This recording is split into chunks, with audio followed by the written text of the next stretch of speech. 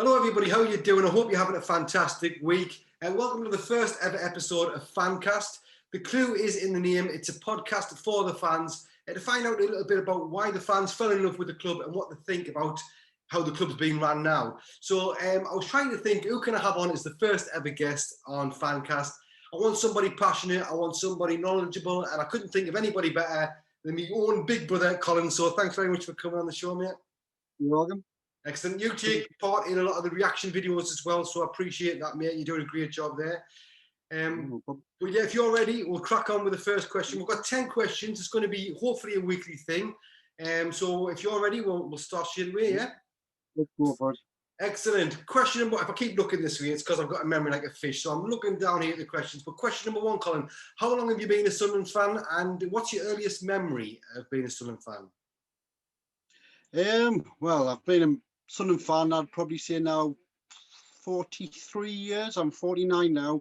Yeah, so since I was about, older than you. about, I'd say when I was about 6, my dad took us to my first match. And I just remember going into Roker Park, and I was in the main stand beside the tunnel where the players come out, near the dugouts, and going up into the stand itself and thinking, wow, just seeing this lush green pitch, these massive floodlights, red and white, just I've never seen so many people. And then the noise when they came out was deafening, and I mean, to be honest with you, I can't even remember who it was against. But I just know from that minute I was hooked. I absolutely loved it. Yeah, so I'd say 43 years. Yeah, it's funny because obviously my dad took me as well, and I remember the game was against Port Vale in the Zenith Data Cup. We got beat 2-1, freezing cold it was, and I remember little things like the cup of Bovril he bought us at half time. It just felt amazing. Do you know how this hot cup of Bovril? In the Roker end, you could feel the wind whipping round. But like when we did score that goal, the crazy corner over there, just the whole atmosphere was fantastic. Absolutely loved it. So we've got similar memories. We were with the same people, and it was at the same place. Was it the Roker end, or did you say you were in? No, I was in the main stand, just a little bit along from where the tunnel was. But it was just fantastic. I was in all the place, and I fell in love with it from that second. And even now, talking about it, the hairs go up on my arm because I absolutely love the place. So. Yeah, I do miss the stadium, but obviously we did have to move with the times there. I think the stadium I like is. We both went to the first ever game, didn't we, against Ajax, the first with the status quo landing the helicopter in the middle of the centre spot. And that was another moment with the hair standing on the end, wasn't it? Like, wow, look at this. This is moving with the times, isn't it? I don't even think I've been ever more excited than that morning, that day, before we ever went to that match. It was worse than Christmas when you were a kid. Yeah, it was fantastic. I remember it like it was yesterday. It's unbelievable. But yeah, anyway, we'll move on. Sorry. I'm still like that now. Even on a match day now. It's just like I get so excited. It's unreal. Well, you are one of the 12,000 that have still got a season ticket, aren't you? Yeah. And you still haven't appeared to watch the streams as well. Well, the away ones, the home ones. Say there's me and my son's got the season tickets, as you know. Yeah. So I'm using his code to redeem. Yeah. For the home matches, but I haven't used the code for mine. So, but yeah. How are you finding it? Not actually being able to go, and how difficult is it? I absolutely hate it. I hate knowing it's a match day and we're playing at home, and we can't be there. It's not just the match; it's a whole experience, because it is like when all the community for Sunderland comes together. We're all in it together, because we know football is very tribal, and you look forward to seeing some friends that you see in the pub beforehand, and have a couple of pints and a bit crack on about the match. The burger before you go in. You know what? The burger before you go in. That's one of my favourite bits. Tradition, innit? What you do, you've got the same pattern that you do every game, and just not being able to do that, just knowing it's a match day and sitting at home and waiting for the stream to come on, and It's just not the same. But at least we get to see it. So. It's definitely not the same. But anyway, what do you think of how the season's going so far? Then, I mean, we're only 3 league games in, but are you happy? Yeah, generally. I mean, you cannot knock 7 points from 9 games, especially with 2 of the teams that have played already. Oxford and Peterborough, they were right up there last season, so that was 2 difficult games anyway. So to take 6 points off them was brilliant.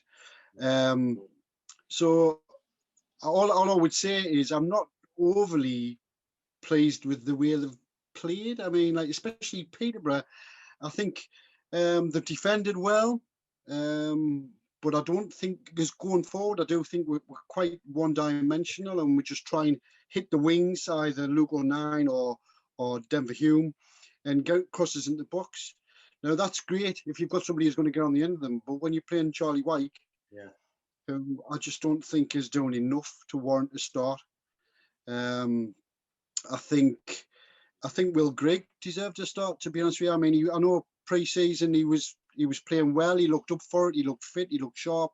Scored a couple of goals, and then he gets dropped from the side. So, what does that do for his confidence and the momentum of him doing well? I just think that's a bad move, to be honest with you, and especially replacing him with Charlie White, who again doesn't offer anything. I mean, his physicality, he's a big lad, but he doesn't offer anything. He just seems to spend a lot of time wrestling for the ball and then on the floor. Yeah. And if the ball, the classic example, there was a ball on Saturday where was a great ball played into the box by O'Nien. And if he'd got in front of the defender and got to the near post, he would have had a chance, but he just never moved. Yeah. So he's really frustrating. Yeah, I noticed that. What do you think of the actual signings we've made this season? I think they're all right. I think, bearing in mind, we're only like 3 games into the league season, so they've still got to bed in a bit and get fitter. I think Aidan O'Brien will be good. He's neat and tidy, but I think as he gets fitter, he'll do well. Same with Danny Graham. I think he could do a really good job if we can keep him fit in this league. Bailey Wright, he's an outstanding signing. So if we can keep him fit, he could be the key between playoffs and automatic promotion, because if we can have a tight, solid defence, what he can marshal, we'll have a chance.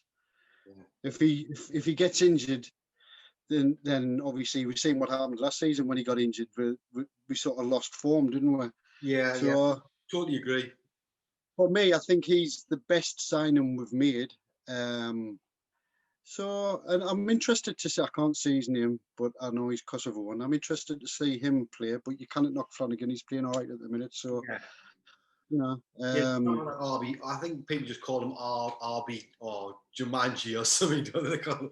But yeah, he has looked good. Yeah. Yeah, he does look good. He looks fit, and he looks like he is a good ball player out from the box as well. Yeah. I think we've got a bit more strength and depth this season as well. In the majority of places, I think the only place that we're really struggling is probably Denver Hume, left back. And the other thing I would say is Burge made a couple of saves in the first half against Peterborough, good saves, but I still think he looks a little bit shaky compared to McLaughlin. So hopefully his confidence builds as the season goes on as well. Yeah, definitely. What do you think about Phil Parkinson? Is he doing a good job? Are you happy with that as well? I'll be honest with you, I'm not his biggest fan. He wouldn't motivate me, let's put it that way. I find him quite dreary. And I do think he doesn't change things when things need changing. Sometimes we can be playing in the second half and you think, right, we need to freshen it up now. White's still not doing it, for example. And he'll wait till like 10 minutes before the end or 15 minutes before the end and then make the substitution. Yeah. Whereas I think if you come out the second half and things haven't improved and you need to freshen it up, don't do it with 10 minutes to go. Do it with 25 minutes to go. Do it with half an hour to go. Yeah. So that there's a chance that you can change the pattern and the flow of the game. I don't mind his 3 at the back formation, 3 at the back with the 2 wing backs. I think that the team's quite suited to playing that way now. But I still think the final ball into the box is a bit suspect sometimes. But you can't. He's a funny one, Parkinson, because I don't particularly like him a lot. I would pick somebody else if it was up to me. Yeah. But you can't knock how it started. Yeah. That's true. You know what I mean? So, he's getting results. They look tighter. The squad looks stronger. Not massively stronger, but it looks stronger. So we've got to give him a chance. Do you know what I mean? And Definitely. he's done it before. He's got things out of this league. Yeah. What do you actually think, Colin? What do you think went wrong? Like, why did we end up down here anyway? Why have we ended up big club with big fan base? I know that's not everything, but why did we end up in League One in the first place? What I mean, apart from playing poor football, what caused it? It's been a decline for me over a period of years. I think when Ellis Short came in, this billionaire who, had plenty of money and was prepared to spend it. I think his heart was in the right place. I mean, he spent a lot of money. I think he spent something in the region of 150, 200 million pound in time in charge of the club. But I think he made some bad choices in the people he got to run the football club. So I think that's where it all stems from. There's a decline where people are making poor decisions behind the scenes, poor management choices, poor signings, to the point where players were coming to Sunderland for extortionate amounts of money and wages, but didn't really want to be there because we'd struggled that much. So we're having to pay over the odds for average players. And then, like I say, I think, as I've said before, I think his heart was in the right place. I just don't think his decisions in how he ran the football club and how he got to do it was right, to the point where he'd had enough. He couldn't keep putting that much money in. And then once he lost interest in the football club in that sense and didn't want to put any more money in, it was only ever going to end one way. And that was with relegation. We'd flirted with it. I mean, that great escape under Gus Poyet was something else. One of my favourite moments, beating Everton at home under Sam Allardyce. And Newcastle went down and we were singing that night, Sunderland staying up and the Mags are going down. I'll never forget that. It was fantastic. It seems like a long time ago, doesn't it? It does seem like a long time ago now. But... And I think if we'd kept Allardyce, if we managed to beat Iceland in the World Cup and Roy Hodgson kept his England job, I think we would have kept Allardyce and we probably would have been a completely different club and in a different place. Yeah. Yeah, totally agree. And then we had Stuart Donald take over. Why hasn't he been successful? He came in and everybody was like, right, the pink seats are going, everything's looking good. What's went wrong with that as well? In my opinion, I think he came with good intentions of doing a good job, and I think he has worked hard to a point. But I do also believe that he came to flip the club, to basically get the fans on side, and hope that we got promoted at the end of the first season, so he could flip the club for a profit. I genuinely believe that. I think the reason why it's went so wrong for him is, as much as he was transparent to begin with, then he just suddenly shut off from everybody.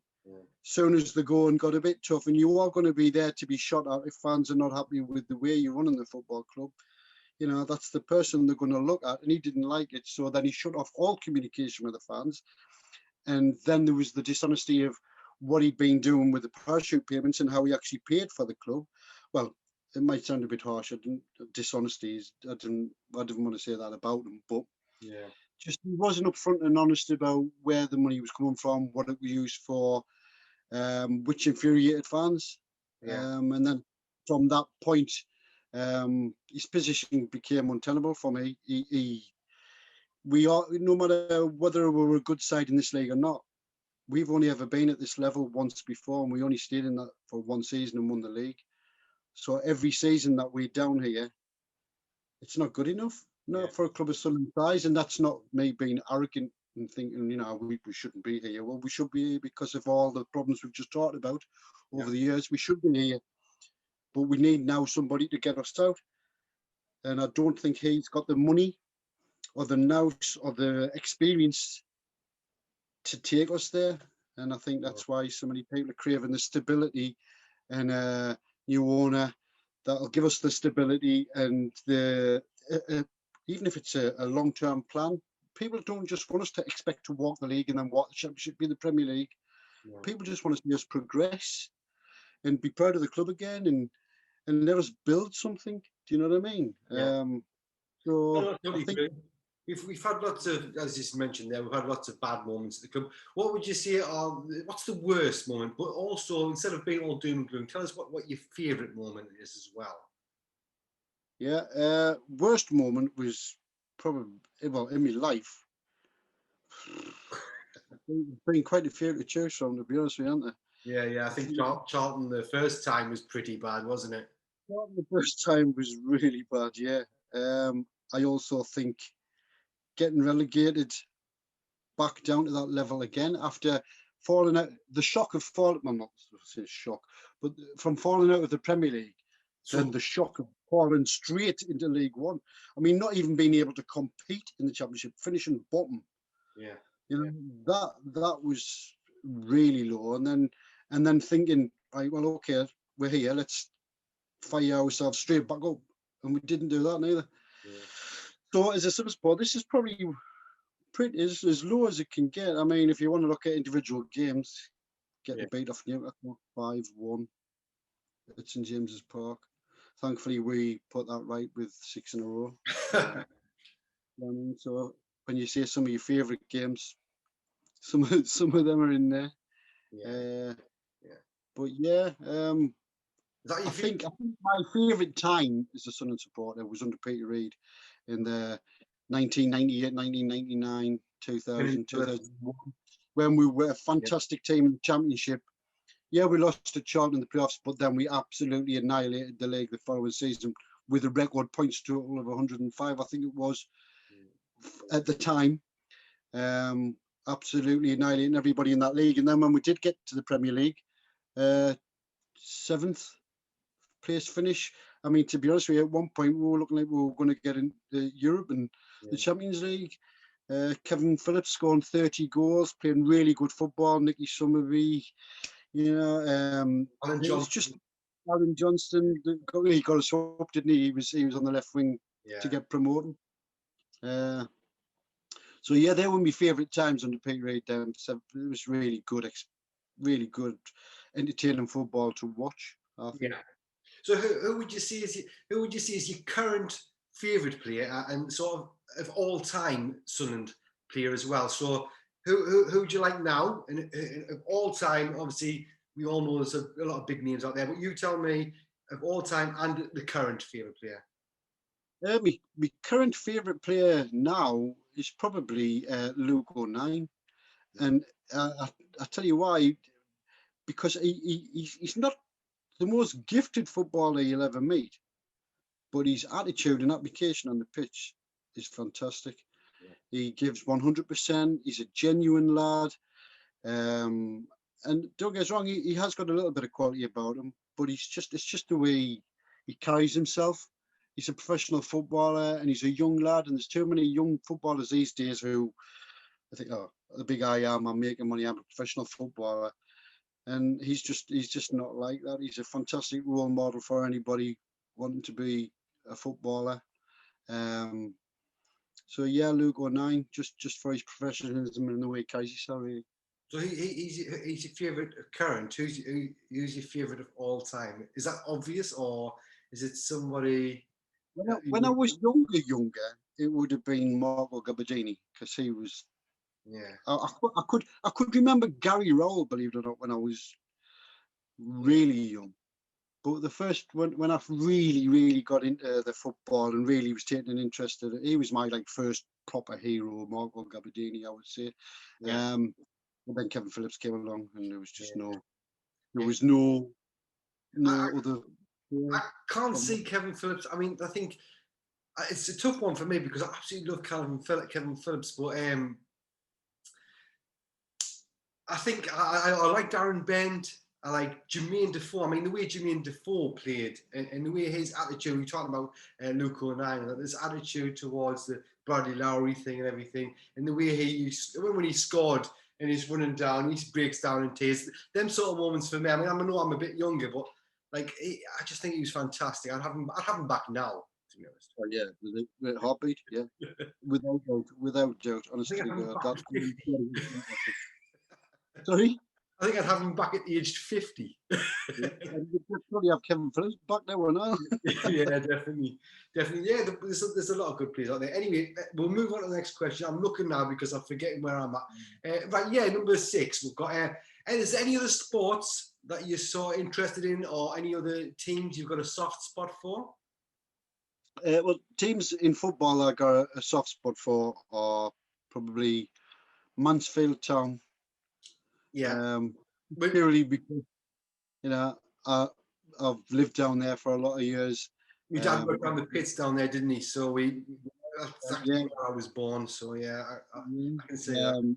My other half is from down that way. We obviously moved back up here about 3 or 4 years ago, but lived down there for a lot of years, and I used to always keep an eye on them, and Forest as well, to be honest with you, just because they're down there. I still always look out for their results.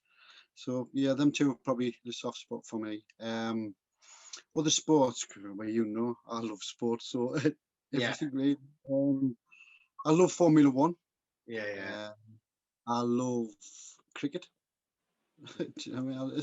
I love watching England play cricket more on the one days and the 2020s. I don't like the test matches so much unless it's the Ashes, because I just find the long days can be boring. A bit boring. Yeah, the 2020 makes it a bit more interesting. But yeah, Formula 1. You know what? I love Formula 1. I think I put Formula 1 ahead of football. To be honest with you, it's my number 1 sport. But we all have different things. I mean, there's nothing worse than going to work and then thinking, right, I've recorded the Formula 1 and I'm going to watch it when I get in, and someone tells you who's won. Yeah. Just as you go out the door, and you're like, yeah. It's so easy as well with social media. You can just get a notification. You can look at it or anything, and you just think, shit, it's just destroyed me day. I've got my beers ready in the fridge. I've got it all set up ready. It's devastating. But yeah, it does happen, doesn't it? Yes, but yeah, as you know, I do. I just love sport in general. So it's a good job I've got a other half that enjoys me watching the sport. Yeah, because it's not always the case, is it? But yeah, I totally agree. But anyway, Colin, if you let's say you were a multi-billionaire, you were in charge of the club, Colin. You are the one that's going to make the changes right here, right now. What would you be wanting to do at Sunderland FC? If you were the multi-billionaire William Satori, if you were in charge, what would you do? Well, I would make more use of the academy for a start, and I would make sure that I wasn't letting the younger players go as easily. We've let some really good players go in the recent year and a half. Yeah. We had a reputation at one point where we had players coming through that were getting into the side, the Grant Letterbetters, the Jordan Hendersons, the Jordan Pickfords. Yeah. You know what I mean? These players came through, so I think it's vital to a club, especially where we are now, to utilise that. Players like Jack Diamond coming through now, and the lad who's new contract, Dan Neil. Yeah, it's important we keep these players, but not just keep them and play them in pre-season. Let them play a part. Yeah. Because that's the only way they're going to learn. Otherwise, they might as well go somewhere else. But then, what is the point of having this academy? Yeah. So if I was the owner, that's the first thing I would sort out straight away. I'd say, right, okay, we're going to use these players, especially with the salary cap as well at the minute in League One. Yeah. Because I think it's under 21 players don't count towards the salary cap. So, so that would be vital. I'd also change things like behind the scenes in the stadium. I know this sounds trivial, but just making it more of an experience for fans so that the pints and the pies and whatever didn't cost the earth. Yeah. Because basically, I think a lot of fans would come into the stadium and have a pint in the stadium if it wasn't so expensive. All the pubs are rammed, but we should be bringing that money in as a club. Mhm. You know what I mean? Not people will go and have a quick pint at half time or just before the match, but you want to make it a match day experience like the fan zone, but make it affordable. Yeah. You know what I mean? Yeah. So because at the end of the day, it's a business, you need to make as much of it you can in revenue, and I think that's where, so one of the places we Yeah. fall over. Yeah, definitely, because it's the same with the used to do the concerts there as well. That must have brought in decent amount of money, I would have thought. Sometimes it was packed out with Pink there. U2 was there. There's quite a few big names as well, isn't There's been quite a lot of big names, and it's not just good for the club; it's good for the city itself, isn't it? For its economy. Do you know what I mean? And it puts Sunderland on the map. You know what I mean? Nationally, when you've got concerts and big people Yeah. there. Yeah. So yeah, so that yeah, I would do the concerts again. I mean, I'd improve the audio system in the Stadium of Light because I think in certain areas it's ridiculously poor. Yeah. Just behind the scenes, I'd just freshen everything up a bit. You know what I mean? I mean, he started doing it, didn't he? Yeah. Steve Donald with the seat change. And the stadium looks fantastic now with that seat change. If there's one thing I'll be thankful for him for doing, it'll be that. Yeah. You know, I've heard the mad mistake. I mean, he said on one of his videos about the outside, the exterior looking a bit run down. There's weeds growing through the block paving, and it looks a bit grimy and stuff. A good, basically, that's what you say, like big freshen up everywhere, making things affordable, making things sound better. The whole match day experience, yeah. which is what Stuart Donald initially did talk about doing, and the seats changed, and we renamed the Roker end, the South Stand. And they were all good ideas, you know, reconnecting. So it's not just the north, south, east, west, reconnecting the stadium. So it's got a history to it. We can connect with it. Do you know what I mean? Yeah. Because at the end of the day, when he did have it right in the beginning, when people were on side, it was fantastic. The club, the fans, the players, everybody was pulling in the same direction. That can only be good going forward, not just off the pitch, but on the pitch as well. Yeah. So I think if I was an owner, I think that's key. You've got to keep the fans on side now, and just be honest with them. So, like, if you can't afford to go out and buy these players and do this, let them know. Sunderland fans are not stupid. They're loyal. They are knowledgeable fans. So, like, just be honest with them because they'll trust you. And I just think that's where Stuart Donald again tripped over. We lost all trust in him. Yeah, no, I totally agree. Totally So agree. I think if you've got the trust that binds everything together. Yeah, no, I think it's been a massive disappointment. I must admit, I was sucked in by the Stuart Donald thing. I totally believed he was going to be the one to do it. I think a lot of fans were, to be honest. Yeah. Me too, mate. Yeah, but anyway, I'm going to take a little break just so I can open this beer because I'm ready for another one. There you go. Whilst I'm pouring this out, Colin, where do you think Sunderland will finish? No, sorry. When do you think Sunderland will be back in the Premiership?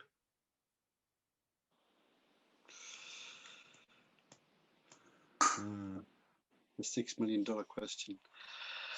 Under Stuart Donald, no time soon at all. Never mind the Premiership, we'll be looking to get back in the Championship. With new ownership, I think that again, you talk about what would I do if I was the owner. It hinges on the ownership. So if there is a takeover, how quickly we get back to the Premier League, I'll be determined by how good this ownership is. Yeah. What the plans are going forward. Because if we get another owner who talks the talk but can't walk the walk, we're going to be in the same situation, just struggling and aimlessly down League One. Maybe we might get to the Championship, but not have enough to get up. So the key is new ownership with a plan and a vision to get us there, and have the funds and the stability to get us there, and a long-term plan. Because I think if someone came in the next couple of months and took over, and we pray that it's somebody decent, that's going to look after the club, then I can see us being probably back up in the next I'd like to think 3 years. Yeah, yeah, I'd like to think 3 years, but I can't see it being any sooner. I can't see us going up and then going up again. yeah. It's You not going to be. It's not going to be as quick going up as it was coming down, basically. Yeah, I mean, I know Sheffield. I think Sheffield United did that, didn't they? I think they went Yeah. up and then they went up again. So it'd be great if we could do that. I'll not argue if we can, I but know. Do you think? Do you think William Story is? I mean, there's a lot of talk. He's always remained confident. A lot of fans can't stand him. Do you think he could be the one to do it if he got in charge from what you've seen of him? uh, I would like to. I would. You know what it is? There's something I like about him. Again, because of the way we've had our fingers burnt with previous owners and the mistrust, then I don't trust anybody at the minute. But there's something I like about him. Do you know what I mean? And when he talks, he's very clear. I like what he says, to be honest with you. I like about his plan and what he wants to do for the club and what we deserve. But again, is he just reading what we all say and what we all want? And Yeah. because when people actually ask him, he's quick to go onto Twitter and say, "Oh, update, blah blah blah blah." This, we're confident. He seems to make the same statements with different words every week. Yeah. Further forward, and then when he's questioned on it, he won't reply to the question. So why make the statement? You know, people are going to ask you questions. Do you know what I mean? And we, like I say, we don't trust anybody at the minute because And we won't saw that. he's not painted himself in a good light either. Like, I've seen some of his reactions to other Sunderland fans, other Sunderland YouTubers. Jam Sani is one of them. Managed to get a screenshot of something that he wrote, and to me, I mean, I'm like you. There was something about him I quite liked, but when I saw that, I was like, if you're going to be the potential owner of Sunderland Football Club, that is the last thing you should be doing. Yeah. You don't start falling out with the fans. Before you bought it. Before you've even bought the football club, because as much as he says the right things and we all go, yeah, that's right. Again, there's no trust.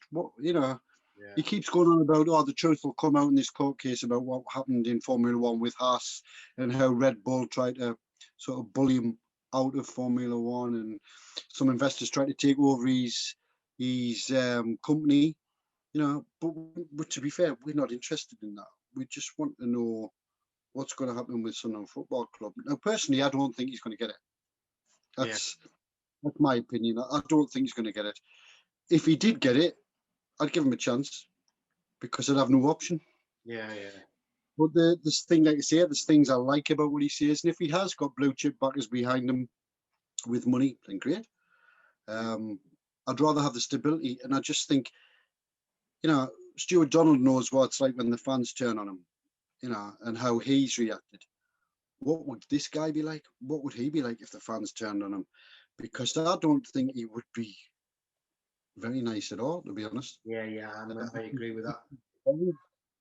Yeah, I totally agree with that. Like, a bit like Mike Ashley, he doesn't really seem to give a shit about the fans a lot of the time. And I could imagine William Story being similar. If the fans saw you turn, he'd be like, I'll do what I want when I want, sort of thing. He definitely comes across as that sort of man.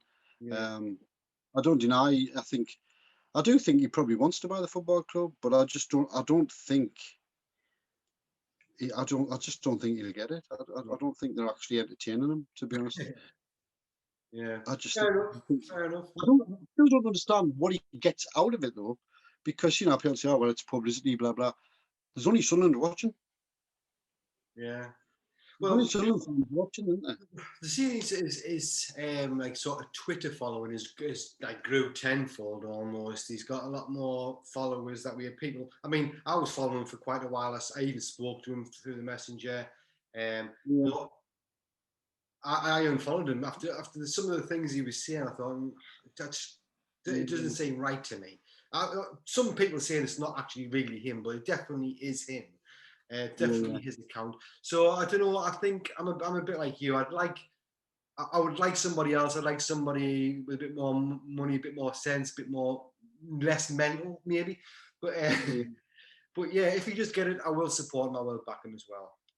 Yeah, and just hope and pray for the best, because that's all we can do. Because as much as the club is our club, Yeah. we can only watch what people are doing. We can affect it to a point, Yeah.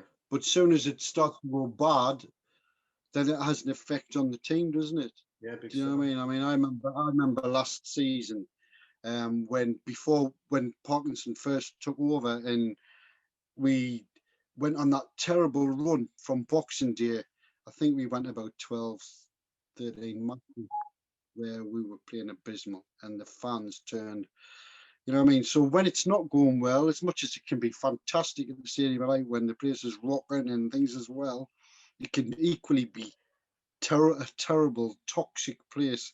Mhm. You know what I mean? So that's again why we need somebody that we can trust to take the club forward, because we don't want the fans turning. We want, because it's a wave. Once it builds momentum in that stadium, and the crowds are there, and everybody's on the same page, and the singing and the noise, Yeah. it's difficult to stop. Yeah, definitely. Totally agree, mate. So anyway, what do you think is going to be? We've got Charlton coming up on our next game. Charlton away this Saturday. What do you predict the scoreline is going to be for that one? I think we'll win 2-0, 2-1. And Yeah. I'll tell you why, because one, we owe them one Yeah. from the playoffs. And I know they've just been cheating over themselves, so that they're going to feel a lot brighter about themselves. But I think I don't think they're as good a side as they were that when we played them in the playoffs. And they haven't had the greatest start to the season, where we should be full of confidence going there to win the game. And again, we've got to go to these places if we want to have aspirations of finishing in the top two. We've got to go to places like Charlton and get a result. A minimum a draw, but I do think we'll go there and win. Yeah. You think we'll finish in the top 6, Charlton? I think they'll be thereabouts, but I think they could just miss out. Yeah. Well, I do. When you look at the teams that potentially could end up in the top 6, you're looking at like the top 2 that are up there now. I think Ipswich will be up there. I think Hull City will probably be up there. I think Peterborough will make their way up there. Yeah. I think Oxford will work their way up there. Fleetwood Town, as much as I cannot stand Joey Barton, I think they'll be in and around it. Portsmouth. Yeah, Portsmouth haven't had a very good start to the season, but they'll pick up. Yeah. So there's clubs there. Do you know what I mean? Yeah. We're fighting for a little gap, aren't we?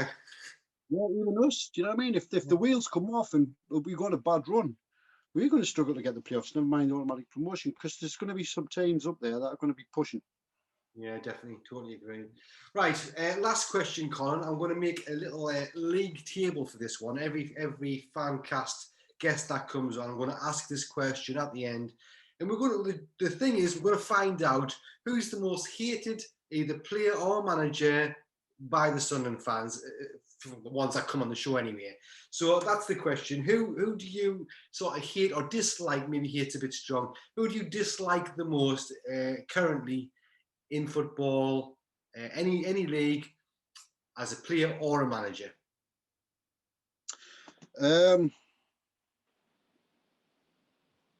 Manager, I'm not a big fan of David Moyes. Yeah. For obvious reasons. But I think even Joey Barton pips him. I just don't like him. He has these thinly veiled comments of trying. It's as though it's a compliment, but it's not. It's sort of like a sarcastic comment, and he just, whenever it comes to Sunderland, he always likes to wind the fans up. And he was just a dirty player, and he's just got issues. He's not wired up right in the head. Yeah, no, I totally. I think you'll not be the only one. To be fair, I don't think he's doing a bad job at Fleetwood, but I don't like him as a person, his personality. And I'm pretty sure he just enjoys winding the Sunderland fans up. So I always have a great smile on my face if he gets beat. Yeah. Like if we like you, were around, we'd probably do the same to him, wouldn't we? To be fair. yeah, exactly. And obviously the ex-Newcastle connection as well. So yeah, I would say he pips David Moyes. Yeah, no, that's fair enough. Do you, basically that's the last question anyway. So I was going to say, do you want to give out your Twitter account, or would you like to? It's Mackham 49,000, my Twitter account. Mackham 49,000. Obviously, the 49,000 it's all self-explanatory. It's the capacity of the stadium. Yeah. So anyway, that's it. What do you think? How have you found this experience being on the show? Have you enjoyed it? I've enjoyed it. It makes you think back as well, especially the memories. Yeah, you know, how we all love Sunderland. Everybody's got a story to tell of how they became a Sunderland supporter. So the memories of that, memories of Roker Park, great games. Yeah, I've enjoyed it. It's like a trip down memory lane, and also I hope that things will get better. Yeah, definitely. I think one of my favourite memories of you being at the Roker Park, for example, I remember this. I think Sunderland had scored, and I don't know how old you were, but your trainer had come off your foot, and it was being chucked around the stadium. Can you remember that? Obviously. Yeah. I can remember loads of daft little things like that. We played Millwall at home, and I think we beat them 6-0 or 6-1, and I fell over.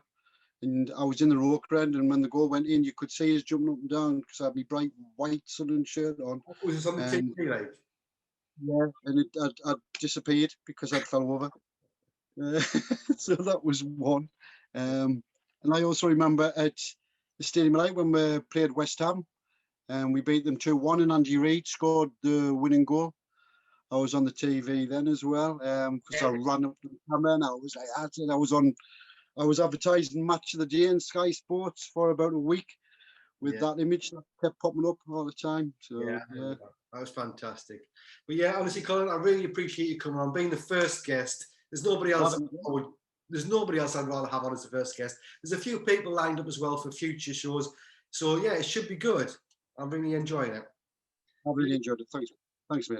No bother, mate. You take care, and I'll speak to you soon. Everybody else, thank you very much for watching. If you have enjoyed the video, give it a like, give it a share on your Twitter, and if you haven't subscribed yet, do so. Click the subscribe button. It's totally free to do so, and you'll be here for the next one. Anyway, that's it. You guys take care. For now, I'll see you later. Give me a wave, Colin. Give me a wave. Take care.